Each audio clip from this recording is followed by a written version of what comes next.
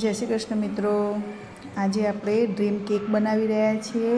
તેમાં સૌ પ્રથમ આપણે બાઉલમાં એક ચોકલેટ કેકનું સ્પોન્જ મૂકીશું। ત્યારબાદ એનું સોકિંગ કરીશું। મેં સોકિંગ કરવા માટે દૂધ અને ચોકલેટ લીધી છે। પછી ત્યારબાદ વ્હીપ ક્રીમમાં એને બીટ કરી આપણે ચોકલેટ ગનાશ ઉમેરી આ પ્રમાણે મિક્સ કરી એનું એક લેયર પાથરીશું મિત્રો। ડ્રીમ કેક ખાવામાં ખૂબ જ સરસ લાગે છે મિત્રો। તમે પણ આવી રીતે બનાવજો। કોઈ જાતની ઝંઝટ વગર આ કેક બની જાય છે અને ખાવામાં ખૂબ જ ટેસ્ટી લાગે છે।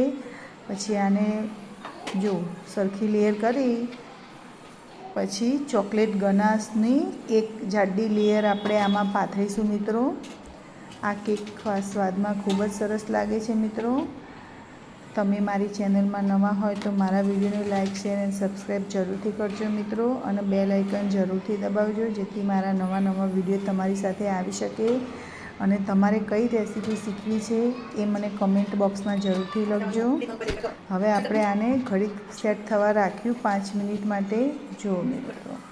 પછી ત્યારબાદ મિલ્ક કમ્પાઉન્ડ લઈ એની ચોકલેટ મેલ્ટ કરી એના ઉપર આપણે એક પાતળું લેયર કરવાનું મિત્રો। જાડું લેયર નહીં કરતા નહીં તો તૂટશે નહીં, એટલા માટે આપણે એને પાતળું લેયર કરી ચારે બાજુ ફેલાઈ દઈશું આપણે રાઉન્ડ ફરતું।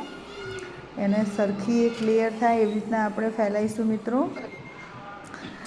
પછી આના ઉપર આપણે કોકો પાવડર અપ્લાય કરીશું અને એને ફ્રીજમાં ઠંડુ થવા માટે મૂકી દઈશું।